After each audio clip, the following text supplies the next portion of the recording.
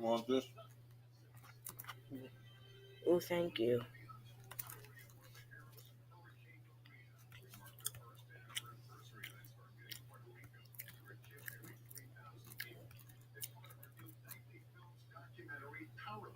Here's Dave Gutierrez with tonight's Above and Beyond. I'm a true Puerto Rican. I carry my island in my heart.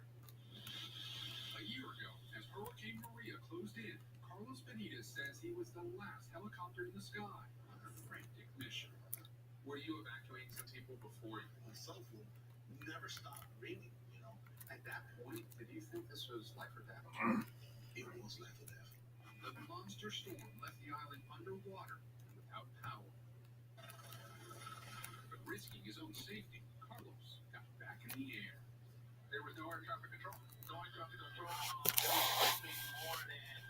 can tell you more than big aircraft flying around at the same time. You feel like you were all alone out here? I feel like we were in another world. He rushed food, supplies, and medicine to remote areas, evacuating sick patients. Now he's returning with us to that same area for the first time. And how does it feel to know that some of these people, some of the people right there, some of the people over there might have survived because of you? Well,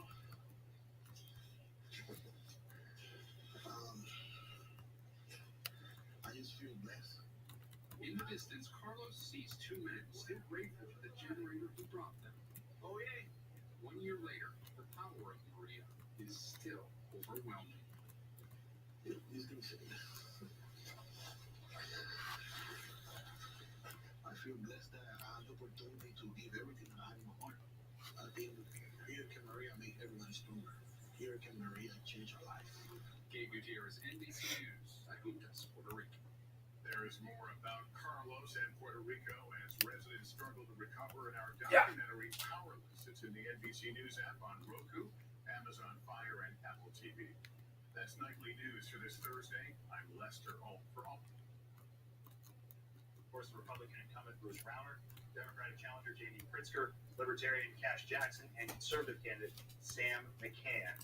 It is about that time here in Illinois, election season. Welcome to that, boys. Thanks. Gonna come really quickly, too. All right, well, enjoy it tonight. Get your popcorn ready. We'll be back at 10. World News Tonight is up next.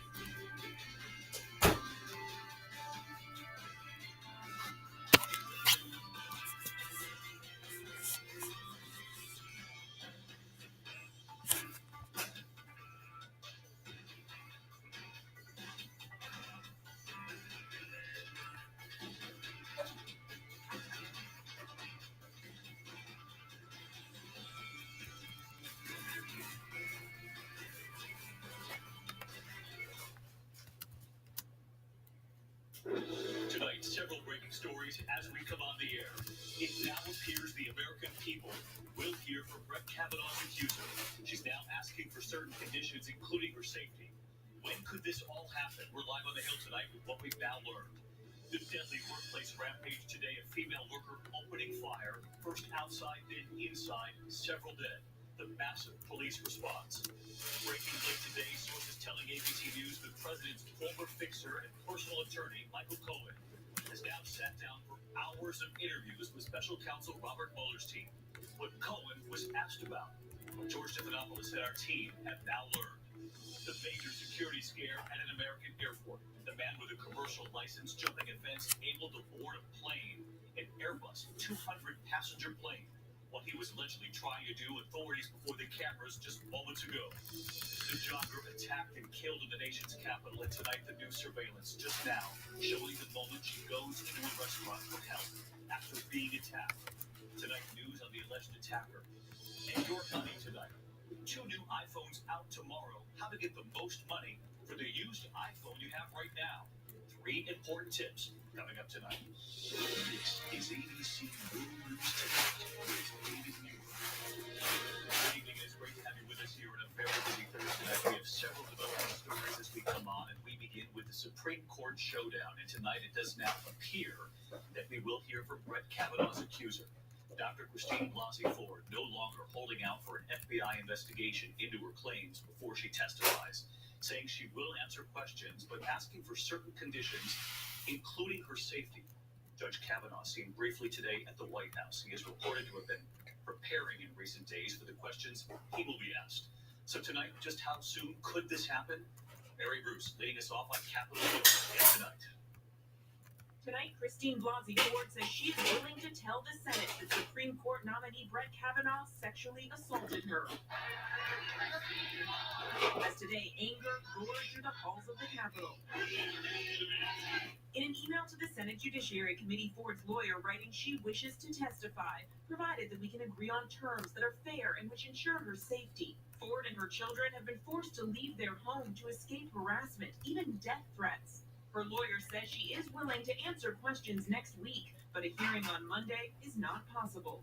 The office of Republican Chairman Chuck Grassley is welcoming the new open line of communication.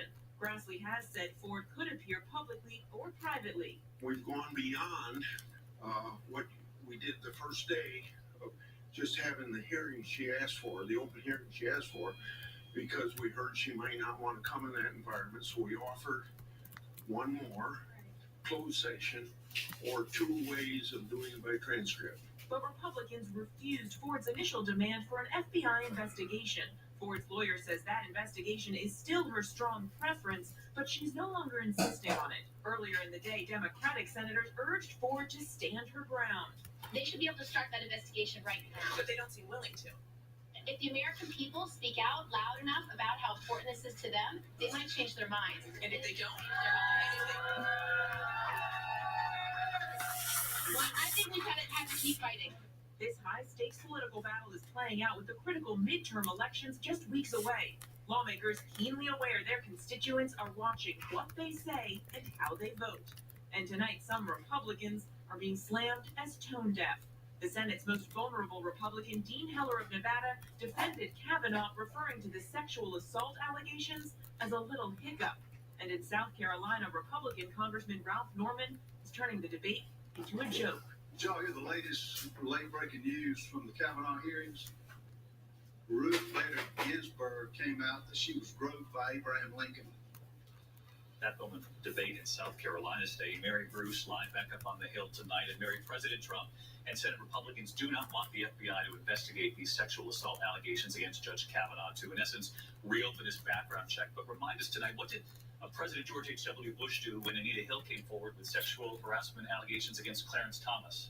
Well, David, in 1991, President George H.W. Bush ordered the FBI to investigate. That investigation took just 3 days. It's now been 2 days since Christine Blasey Ford asked the FBI to investigate her charges, but so far President Trump has refused that request. David. Mary Bruce leading us off tonight. Mary, thank you. The other developing story all day long, the deadly workplace rampage, a woman opening fire outside and then inside, several dead.